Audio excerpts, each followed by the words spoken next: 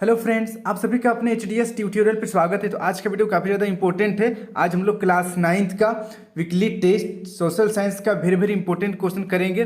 कल आप लोगों का टेस्ट है, कल है 19 अक्टूबर 2023 और कल का हम लोग वेरी वेरी इंपॉर्टेंट क्वेश्चन देखने वाले हैं। Very very very very very important question आप अच्छी तरीके से याद कर लीजिएगा। सभी क्वेश्चन को, एक भी क्वेश्चन आप मिस मत कीजिएगा, क्योंकि अगर आप एक भी क्वेश्चन मिस करते हैं इस वीडियो से तो एग्जाम के बाद आप पक्का पछताने वाले हैं। इसलिए अच्छी तरीके से पूरा अच्छी तरीके से आप याद कर लीजिएगा और अपने सभी दोस्तों के साथ वीडियो को शेयर कर दीजिएगा ताकि उन्हें भी इस वीडियो का लाभ हो सकेगा। कल आप लोगों का सोशल साइंस का टेस्ट है, अच्छी तरीके से इसमें जितना भी क्वेश्चन सबको याद करके जाइएगा ताकि टेस्ट आपका एक नंबर मक्खन के जैसे जाए।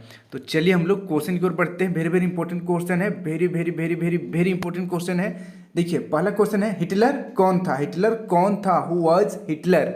पहला ऑप्शन देखिए, इटली का तानाशाह शासक, दूसरा जापान का तानाशाह शासक, तीसरा ब्रिटेन का तानाशाह शासक, जो था जर्मनी का तानाशाह शासक। तो इसका सही आंसर हो जाएगा ऑप्शन नंबर चौथा, जर्मनी का तानाशाह शासक।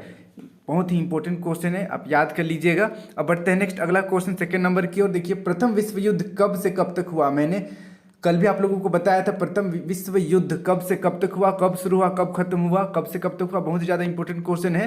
देखिए पहला ऑप्शन है 1916 से 1920, दूसरा 1914 से 1918, तीसरा 1929 से 1945, चौथा 1918 से 1922 से।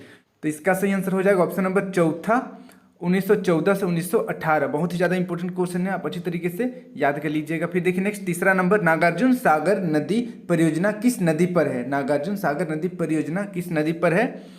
पहला ऑप्शन है कृष्णा नदी, दूसरा यमुना नदी, तीसरा गोदावरी नदी, चौथा कावेरी नदी। तो इसका सही आंसर हो जाएगा, इसका सही आंसर हो जाएगा देखिए कृष्णा नदी। यस, कृष्णा नदी। यस, ऑप्शन नंबर पहला सही हो जाएगा, कृष्णा नदी। फिर देखिए नेक्स्ट अगला 4 नंबर, निम्नलिखित में कौन सी नदी प्रायद्वीप भारत की सबसे बड़ी नदी है? सबसे बड़ी नदी प्रायद्वीप भारत की कौन सी है, बताना है। तो देखिए पहला ऑप्शन है गोदावरी, दूसरा नर्मदा, तीसरा कावेरी, चौथा कृष्णा। तो इसका सही आंसर हो जाएगा ऑप्शन नंबर पहला, गोदावरी। गोदावरी, इसको याद कर लीजिएगा। फिर देखिए नेक्स्ट 5 नंबर, नर्मदा नदी का उद्गम कहाँ से है? नर्मदा नदी का उद्गम कहाँ से है?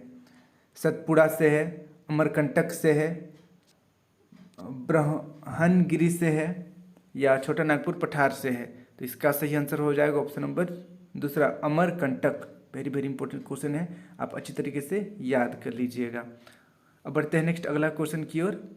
6 नंबर, युद्ध के मोर्चे पर सैनिकों के छिपने के लिए खोदे गए गड्ढे को क्या कहते हैं? आप लोगों ने देखा होगा युद्ध में या फिर मूवी आसपास देखा होगा कि कुछ सिपाही गड्ढा खोद कर उसमें छुपे हुए रहते हैं और बंदूक बाहर निकाले हुए रहते हैं गड्ढे से कि कोई आए तो गोली मार देंगे। तो उस गड्ढे को क्या कहा जाता है? गड्ढा में छुपते हैं सैनिक। देखिए पहला है मोर्चाबंदी, दूसरा खंडक, तीसरा वार्ड, चौथा रेजिमेंट। तो इसका सही आंसर हो जाएगा ऑप्शन नंबर दूसरा, खंदक कहते हैं। आप अच्छी तरीके से याद कर लीजिएगा। अब बढ़ते हैं नेक्स्ट अगला क्वेश्चन की ओर। 7 नंबर, 7 नंबर का क्वेश्चन है, हिटलर ने किस समुदाय पर अमानवीय अत्याचार किया? हिटलर ने किस समुदाय पर अत्याचार किया? पहला है निग्रो, दूसरा है पारसी, तीसरा है यहूदी, चौथा है ईसाई। तो इसका सही आंसर हो जाएगा ऑप्शन नंबर तीसरा, यहूदियों पर अमानवीय अत्याचार किए। कई लाखों लोगों को हिटलर ने मरवा दिया था और वो भी बहुत ही भयानक मृत्यु। देखिए नेक्स्ट 8 नंबर, भारत के किस राज्य की न्यूनतम प्रति व्यक्ति आय है? बिहार, झारखंड, केरल, गोवा। तो इसका सही आंसर हो जाएगा ऑप्शन नंबर पहला, बिहार। बिहार का जो प्रति व्यक्ति आय है वो बहुत ही कम है। अब बढ़ते हैं नेक्स्ट 9 नंबर की ओर। देखिए शहरी क्षेत्र में किस प्रकार की बेरोजगारी पाई जाती है? शहरी क्षेत्र में किस प्रकार की बेरोजगारी पाई जाती है? पहला ऑप्शन देखिए औद्योगिक बेरोजगारी, दूसरा शिक्षित बेरोजगारी, तीसरा मौसमी बेरोजगारी, चौथा इनमें से कोई नहीं। तो इसका सही आंसर हो जाएगा ऑप्शन नंबर दूसरा, शिक्षित बेरोजगारी। वैसे औद्योगिक बेरोजगारी भी होता है बट यहाँ पर आप ऑप्शन नंबर दूसरा सही कर सकते हैं। 9 नंबर तो कंप्लीट हो गया है। फिर देखिए नेक्स्ट 10 नंबर, जनसंख्या को मानव पूंजी में बदलने में किसका योगदान है?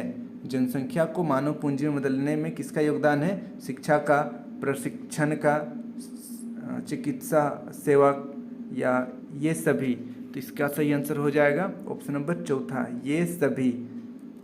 जनसंख्या को मानव पूंजी बदलने में शिक्षा का, प्रशिक्षण का और सेवा, चिकित्सा सेवा तीनों इम्पोर्टेंट अपना रोल अदा करता है। तो इन सभी क्वेश्चन को आप याद कर लीजिएगा, बहुत ज़्यादा इम्पोर्टेंट क्वेश्चन है। अब हम लोग कुछ इम्पोर्टेंट सब्जेक्टिव क्वेश्चन देख लेते हैं। देखिए, संसाधन के रूप में लोग से आप क्या समझते हैं? संसाधन के रूप में लोग से आप क्या समझते हैं? तो चलिए इसका हम लोग आंसर देखते हैं। तो इसका आंसर आपको इस प्रकार लिखना है, नीचे यहाँ पर है। देखिए इसका उत्तर, संसाधन के रूप में लोग किसी देश के कार्यरत लोगों को उनके वर्तमान उत्पादन कौशल एवं योग्यताओं का वर्णन करने का एक तरीका है। यह लोगों की सकल घरेलू उत्पाद के सृजन में योगदान करने की योग्यता पर बल देता है। अन्य संसाधनों की भांति जनसंख्या भी एक साधन है जिसे मानव संसाधन कहा जाता है। बहुत ही छोटा आंसर मैंने आप लोगों को बताया है, इसे आप याद कर लीजिएगा, बहुत ही ज़्यादा इंपॉर्टेंट क्वेश्चन है। अब लोग बढ़ते हैं अगला क्वेश्चन की ओर। अगला क्वेश्चन देखिए, अगला क्वेश्चन यहाँ पर है, परीक्षण और मौसमी बेरोजगारी में क्या अंतर है? परीक्षण बेरोजगारी और मौसमी बेरोजगारी में क्या अंतर है? तो चलिए इसका आंसर देखते हैं। पहले परीक्षण बेरोजगारी हम लोग समझ लेते हैं। परीक्षण बेरोजगारी में लोग नियोजित प्रतीत होते हैं जबकि वास्तव में वे उत्पादकता में कोई योगदान नहीं कर रहे होते हैं। ऐसा प्रायः किसी क्रिया से जुड़े परिवारों के सदस्यों के साथ होता है। काम में 5 लोगों की आवश्यकता है किंतु उसमें 8 लोग लगे हुए हैं, जहां 3 लोग अतिरिक्त हैं। यदि इन 3 लोगों को हटा दिया जाए तो भी उत्पादन या उत्पादकता कम नहीं होगी। ये 3 लोग परीक्षण बेरोजगारी में शामिल हैं। आई होप आप सभी समझ गए होंगे। जहाँ पर 5 लोगों का जरूरत है वहाँ पर 8 लोग एक्स्ट्रा आ जाता है और 3 लोगों उससे कोई लेना, मतलब 3 लोगों का उत्पादन से कोई लेना देना नहीं है। 3 लोगों को रखेंगे फिर भी उतना ही उत्पादन होगा, 3 लोग रहेंगे हटाएंगे उससे कोई फर्क नहीं पड़ता है। मतलब 5 लोग का ही वहाँ पर काम हो रहा है और हैं 8 लोग, तो इसको हम लोग परीक्षण बेरोजगारी कहते हैं। फिर देखिए नेक्स्ट अगला, मौसमी बेरोजगारी। मौसमी बेरोजगारी तब होती है जब वर्ष के कुछ महीनों के दौरान लोग रोजगार नहीं खोज पाते। भारत में कृषि कोई पूर्णकालिक रोजगार नहीं है, यह मौसमी है। इस प्रकार की बेरोजगारी कृषि में पाई जाती है। कुछ व्यस्त मौसम होते हैं, जैसे बरसात हो गया, व्यस्त मौसम है, वहाँ पर काम मिलता है। उसके बाद धान कटाई होता है, उस समय भी रोजगार मिलता है। बाकी समय लोग बेरोजगार ही रहते हैं। जब बिजाई, कटाई, निराई और गहाई की जाती है, कुछ विशेष महीनों में कृषि पर आश्रित लोगों को अधिक काम नहीं मिल पाता है। तो इस तरीके से आप इसे याद कर लीजिएगा, बहुत ही इंपॉर्टेंट क्वेश्चन है बेरोजगारी, परीक्षण और मौसमी बेरोजगारी।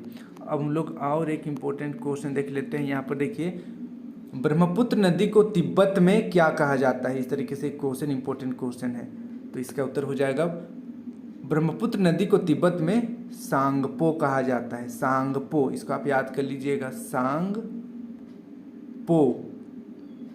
ब्रह्मपुत्र को तिब्बत में सांगपो कहा जाता है।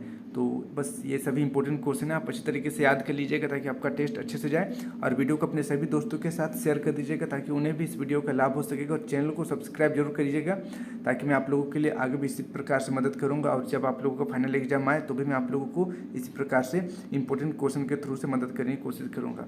आज के लिए इतना ही। Thank you for watching video. Have a good day.